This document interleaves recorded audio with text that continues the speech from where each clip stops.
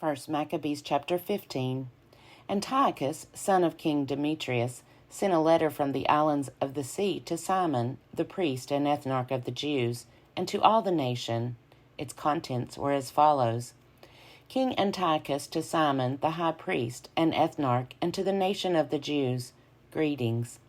Whereas certain scoundrels have gained control of the kingdom of our ancestors, and I intend to lay claim to the kingdom so that I may restore it as it formerly was, and have recruited a host of mercenary troops, and have equipped warships, and intend to make a landing in the country so that I may proceed against those who have destroyed our country, and those who have devastated many cities in my kingdom. Now, therefore, I confirm to you all the tax remissions that the kings before me have granted you, and a release from all the other payments from which they have released you. I permit you to mint your own coinage as money for your country, and I grant freedom to Jerusalem and the sanctuary. All the weapons that you have prepared and the strongholds that you have built and now hold shall remain yours. Every debt you owe to the royal treasury and any such future debts shall be canceled for you from henceforth and for all time. When we gain control of our kingdom, we will bestow great honor on you and your nation and the temple, so that your glory will become manifest in all the earth. In the 174th year, Antiochus set out and invaded the land of his ancestors. All the troops rallied to him, so that there were only a few with Trypho. Antiochus pursued him, and Trypho came in his flight to Dor, which is by the sea, for he knew that troubles had converged on him, and his troops had deserted him. So Antiochus encamped against Dor, and with him were 120,000 warriors and 8,000 cavalry. He surrounded the town, and the ships joined battle from the sea. He pressed the town hard from land and sea, and permitted no one to leave or enter it. Then Numenius and his companions arrived from Rome, with letters to the kings and countries, in which the following was written. Lucius, consul of the Romans, to King Ptolemy, greetings. The envoys of the Jews have come to us as our friends and allies to renew our ancient friendship and alliance. They had been sent by the high priest Simon and by the Jewish people, and have brought a gold shield weighing 1,000 minas. We therefore have decided to write to the kings and countries that they should not seek their harm, or make war against them and their cities and their country, or make alliance with those who war against them. And it has seemed good to us to accept the shield from them. Therefore, if any scoundrels have fled to you from their country, hand them over to the high priest Simon, so that he may punish them according to their law. The consul wrote the same thing to King Demetrius, and to Attalus, and Ariarathes, and Arsaces, and to all the countries, and to Samsames, and to the Spartans, and to Delos, and to Mendos, and to Sicyon, and to Caria, and to Samos, and to Pamphylia, and to Lycia, and to Halicarnassus, and to Rhodes, and to Phasaelus, and to Cos, and to Cede, and to Aridus, and to Gortina, and Cydnus, and Cyprus, and Cyrene. They also sent a copy of these things to the high priest Simon. King Antiochus besieged Dor for the second time, continually throwing his forces against it and making engines of war. And he shut Trypho up and kept him from going out or in. And Simon sent to Antiochus 2,000 picked troops to fight for him, and silver and gold and a large amount of military equipment. But he refused to receive them and broke all the agreements he formerly had made with Simon, and became estranged from him. He sent to him Athenobius, one of his friends, to confer with him, saying, You hold control of Joppa and Gazara and the citadel in Jerusalem. They are cities of my kingdom. You have devastated their territory. You have done great damage in the land, and you have taken possession of many places in my kingdom. Now, then, hand over the cities that you have seized, and the tribute money of the places that you have conquered outside the borders of Judea, or else pay me 500 talents of silver for the destruction that you have caused, and 500 talents more for the tribute money of the cities. Otherwise we will come and make war on you." So Athenobius, the king's friend, came to Jerusalem, and when he saw the splendor of Simon, and the sideboard with its gold and silver plate, and his great magnificence, he was amazed. When he reported to him the king's message, Simon said to him in reply, "We have neither taken foreign land nor seized foreign property, but only the inheritance of our ancestors, which at one time had been unjustly taken by our enemies. Now that we have the opportunity, we are firmly holding the inheritance of our ancestors. As for Joppa and Gazara, which you demand, they were causing great damage among the people and to our land. For them we will give you 100 talents. Athenobius did not answer him a word, but returned in wrath to the king, and reported to him these words, and also the splendor of Simon, and all that he had seen. And the king was very angry. Meanwhile, Trypho embarked on a ship and escaped to Orthosia. Then the king made Cendebeus commander-in-chief of the coastal country, and gave him troops of infantry and cavalry. He commanded him to encamp against Judea, to build up Kedron and fortify its gates, and to make war on the people. But the king pursued Trypho. So Cendebeus came to Jamnia and began to provoke the people, and invade Judea, and take the people captive, and kill them. He built up Kedron, and stationed horsemen and troops there, so that they might go out and make raids along the highways of Judea, as the king had ordered him. 1 Maccabees chapter 16. John went up from Gazara, and reported to his father Simon what Cendebeus had done. And Simon called in his 2 eldest sons, Judas and John, and said to them, "My brothers and I and my father's house have fought the wars of Israel from our youth until this day, and things have prospered in our hands, so that we have delivered Israel many times. But now I have grown old, and you, by heaven's mercy, are mature in years.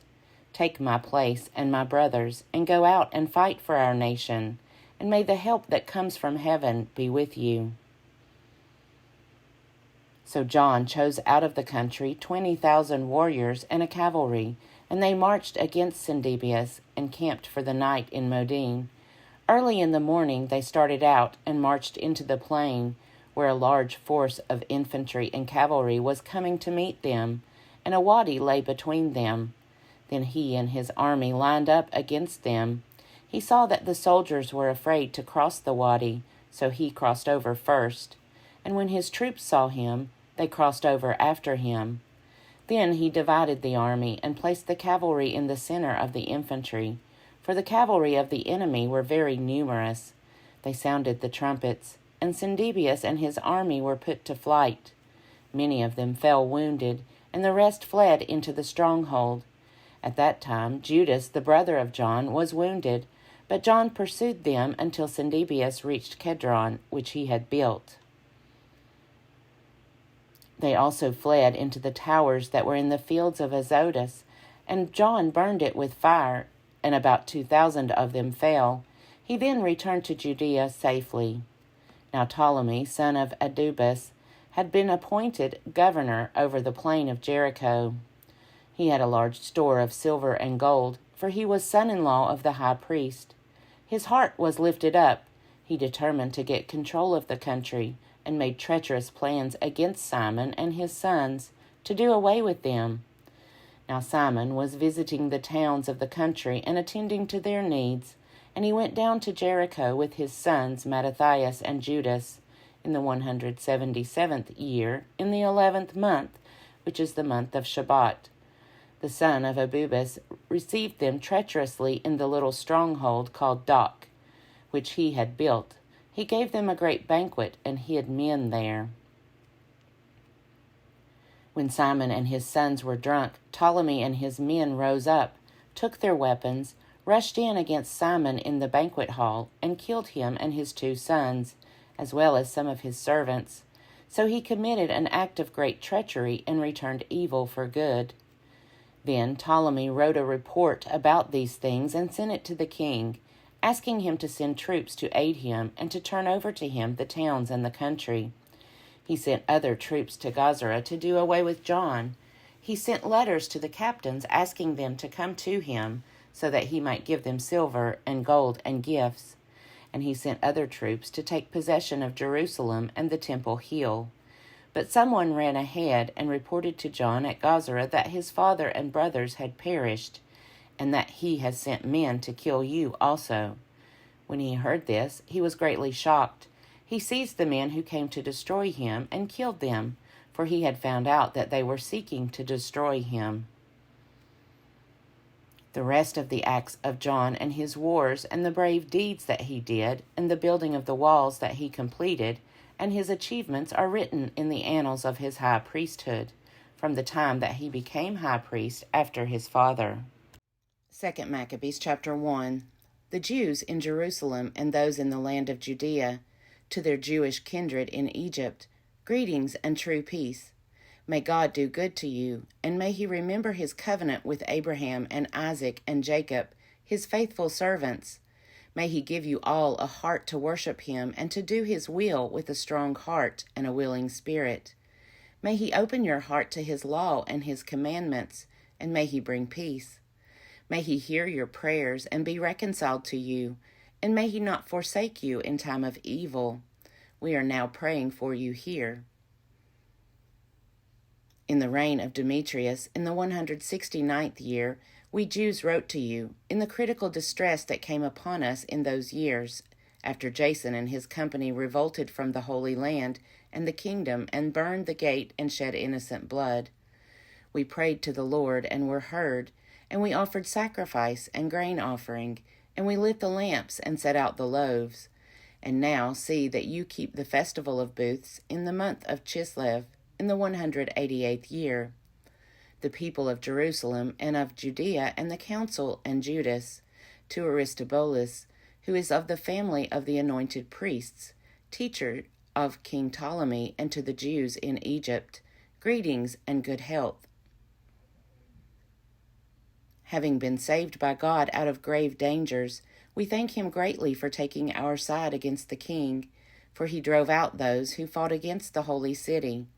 When the leader reached Persia with a force that seemed irresistible, they were cut to pieces in the temple of Nanea by a deception employed by the priests of the goddess Nanea. On the pretext of intending to marry her, Antiochus came to the place together with his friends, to secure most of its treasures as a dowry.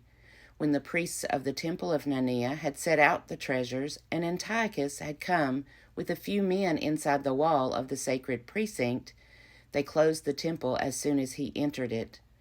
Opening a secret door in the ceiling, they threw stones and struck down the leader and his men.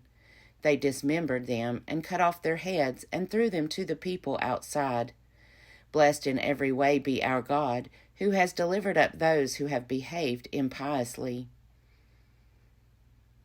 Since on the 25th day of Chislev we shall celebrate the purification of the temple, we thought it necessary to notify you, in order that you also may celebrate the festival of booths, and the fire given when Nehemiah, who built the temple and the altar, offered sacrifices.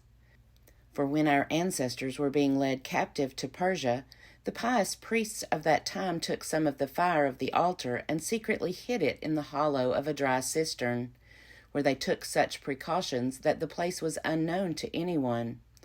But after many years had passed, when it pleased God, Nehemiah, having been commissioned by the king of Persia, sent the descendants of the priests who had hidden the fire to get it. And when they reported to us that they had not found fire, but only a thick liquid, he ordered them to dip it out and bring it. When the materials for the sacrifices were presented, Nehemiah ordered the priests to sprinkle the liquid on the wood and on the things laid upon it. When this had been done, and some time had passed, and when the sun, which had been clouded over, shone out, a great fire blazed up, so that all marveled. And while the sacrifice was being consumed, the priests offered prayer, the priests and everyone. Jonathan led, and the rest responded, as did Nehemiah. The prayer was to this effect: O Lord, Lord God, Creator of all things, you are awe-inspiring and strong and just and merciful. You alone are King and are kind. You alone are bountiful. You alone are just and almighty and eternal. You rescue Israel from every evil. You chose the ancestors and consecrated them. Accept this sacrifice on behalf of all your people Israel, and preserve your portion and make it holy. Gather together our scattered people. Set free those who are slaves among the nations. Look on those who are rejected and despised, and let the nations know that you are our God. Punish those who oppress and are insolent with pride. Plant your people in your holy place, as Moses promised. Then the priests sang the hymns. After the materials of the sacrifice had been consumed, Nehemiah ordered that the liquid that was left should be poured on large stones. When this was done, a flame blazed up, but when the light from the altar shone back, it went out. When this matter became known, and it was reported to the king of the Persians that, in the place where the exiled priests had hidden the fire, the liquid had appeared, with which Nehemiah and his associates had burned the materials of the sacrifice. The king investigated the matter and enclosed the place and made it sacred. And with those persons whom the king favored, he exchanged many excellent gifts. Nehemiah and his associates called this Nepthar, which means purification, but by most people it is called Naphtha. 2 Maccabees chapter 2. One finds in the records that the prophet Jeremiah ordered those who were being deported to take some of the fire, as has been mentioned, and that the prophet, after giving them the law, instructed those who were being deported not to forget the commandments of the Lord, or to be led astray in their thoughts on seeing the gold and silver statues and their adornment. And with other similar words, he exhorted them that the law should not depart from their hearts. It was also in the same document that the prophet, having received an oracle, ordered that the tent and the ark should follow with him, and that he went out to the mountain where Moses had gone up and had seen the inheritance of God. Jeremiah came and found a cave dwelling, and he brought there the tent and the ark and the altar of incense. Then he sealed up the entrance. Some of those who followed him came up, intending to mark the way, but could not find it. When Jeremiah learned of it, he rebuked them and declared, "The place shall remain unknown until God gathers his people together again and shows his mercy. Then the Lord will disclose these things, and the glory of the Lord and the cloud will appear, as they were shown in the case of Moses, and as Solomon asked that the place should be specially consecrated." It was also made clear that, being possessed of wisdom, Solomon offered sacrifice for the dedication and completion of the temple. Just as Moses prayed to the Lord, and fire came down from heaven and consumed the sacrifices, so also Solomon prayed, and the fire came down and consumed the whole burnt offerings. And Moses said, "They were consumed because the purification offering had not been eaten." Likewise, Solomon also kept the 8 days. The same things are reported in the records and in the memoirs of Nehemiah, and also that he founded a library and collected the books about the kings and prophets and the writings of David and letters of kings about votive offerings. In the same way, Judas also collected all the books that had been lost on account of the war that had come upon us, and they are in our possession. So if you have need of them, send people to get them for you. Since, therefore, we are about to celebrate the purification, we write to you. You will do well if you celebrate these days. It is God who has saved all his people and has returned the inheritance to all, and the kingship, and the priesthood and the consecration, as he promised through the law. We have hope in God that he will soon have mercy on us, and will gather us from everywhere under heaven into his holy place. For he has rescued us from great evils, and has purified the place. The story of Judas Maccabeus and his brothers, and the purification of the greatest temple, and the dedication of the altar, and further the wars against Antiochus Epiphanes and his son Eupator, and the appearances that came from heaven to those who fought bravely for Judaism, so that though few in number, they seized the whole land and pursued the barbarian hordes and regained possession of the temple, famous throughout the world, and liberated the city and re-established the laws that were about to be abolished, while the Lord with great kindness became gracious to them. All this, which has been set forth by Jason of Cyrene in 5 volumes, we shall attempt to condense into a single book. For considering the flood of lines written and the difficulty there is for those who wish to enter upon the narratives of history, because of the mass of material, we have aimed to please those who wish to read, to make it easy for those who are inclined to memorize, and to profit all readers. For us who have undertaken the toil of abbreviating, it is no light matter, but calls for sweat and loss of sleep, just as it is not easy for one who prepares a banquet and seeks the benefit of others.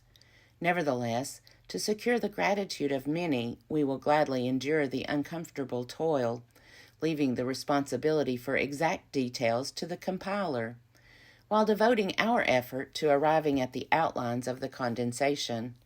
For as the master builder of a new house must be concerned with the whole construction, while the one who undertakes its painting and decoration has to consider only what is suitable for its adornment, such, in my judgment, is the case with us.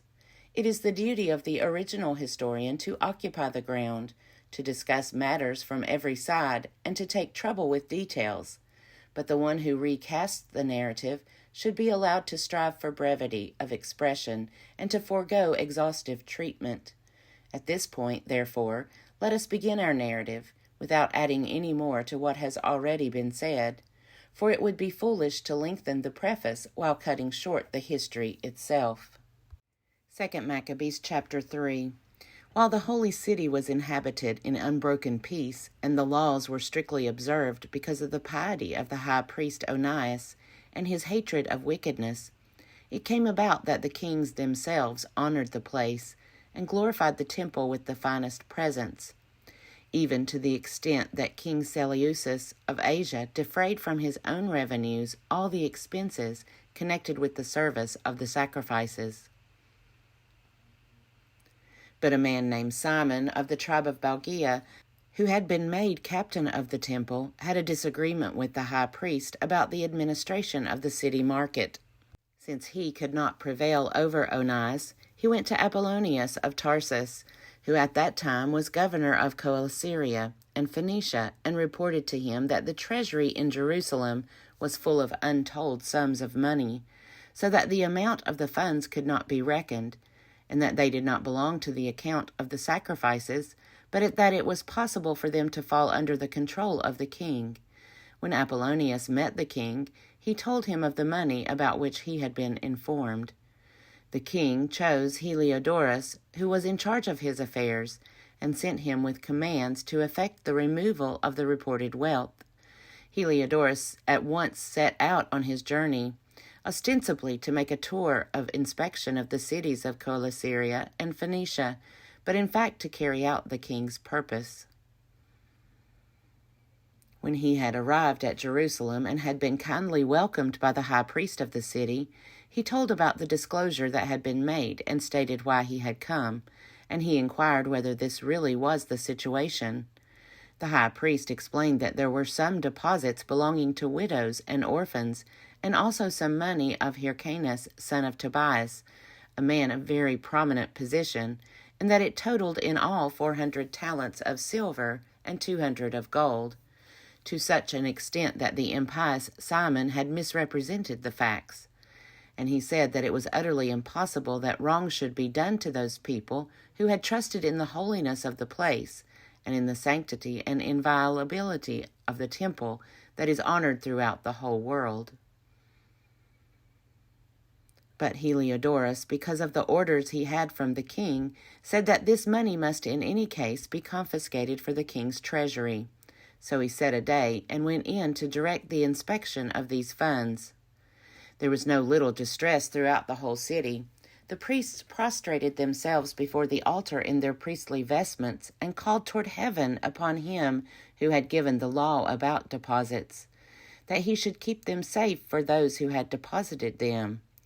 To see the appearance of the high priest was to be wounded at heart, for his face and the change in his color disclosed the anguish of his soul. For terror and bodily trembling had come over the man, which plainly showed to those who looked at him the pain lodged in his heart. People also hurried out of their houses in crowds to make a general supplication, because the holy place was about to be brought into dishonor. Women girded with sackcloth under their breasts thronged the streets. Some of the young women who were kept indoors ran together to the gates, and some to the walls, while others peered out the windows, and holding up their hands to heaven, they all made supplication. There was something pitiable in the prostration of the whole populace, and the anxiety of the high priest in his great anguish. While they were calling upon the Almighty Lord, that he would keep what had been entrusted safe and secure for those who had entrusted it, Heliodorus went on with what had been decided. But when he arrived at the treasury with his bodyguard, then and there the sovereign of spirits and of all authority caused so great a manifestation that all who had been so bold as to accompany him were astounded by the power of God and became faint with terror. For there appeared to them a magnificently adorned horse, with a rider of frightening appearance. It rushed furiously at Heliodorus and struck at him with its front hooves. Its rider was seen to have armor and weapons of gold.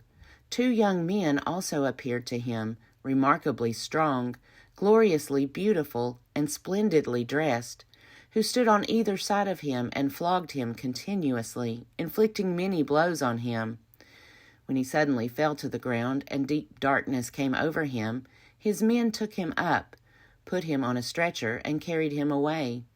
This man, who had just entered the aforesaid treasury with a great retinue and all his bodyguard, but was now unable to help himself with all his weapons. He recognized clearly the sovereign power of God. While he lay prostrate, speechless because of the divine intervention, and deprived of any hope of recovery, they praised the Lord who had acted marvelously for his own place. And the temple, which a little while before was full of fear and disturbance, was filled with joy and gladness, now that the Almighty Lord had appeared. Some of Heliodorus' friends quickly begged Onias to call upon the Most High to grant life to one who was lying quite at his last breath. So the high priest, fearing that the king might get the notion that some foul play had been perpetrated by the Jews with regard to Heliodorus, offered sacrifice for the man's recovery. While the high priest was making the atonement, the same young men appeared again to Heliodorus, dressed in the same clothing, and they stood and said, "Be very grateful to the high priest Onias, since for his sake the Lord has granted you your life. And see that you, who have been flogged by heaven, report to all people the majestic power of God." Having said this, they vanished. Then Heliodorus offered sacrifice to the Lord and made very great vows to the Savior of his life. And having bidden Onias farewell, he marched off with his forces to the king. He bore testimony to all concerning the deeds of the supreme God, which he had seen with his own eyes. When the king asked Heliodorus what sort of person would be suitable to send on another mission to Jerusalem, he replied, "If you have any enemy or plotter against your government, send him there, for you will get him back thoroughly flogged, if he survives at all, for there is certainly some power of God about that place. For he who has his dwelling in heaven watches over that place himself, and brings it aid, and he strikes and destroys those who come to do it injury." This was the outcome of the episode of Heliodorus and the protection of the treasury.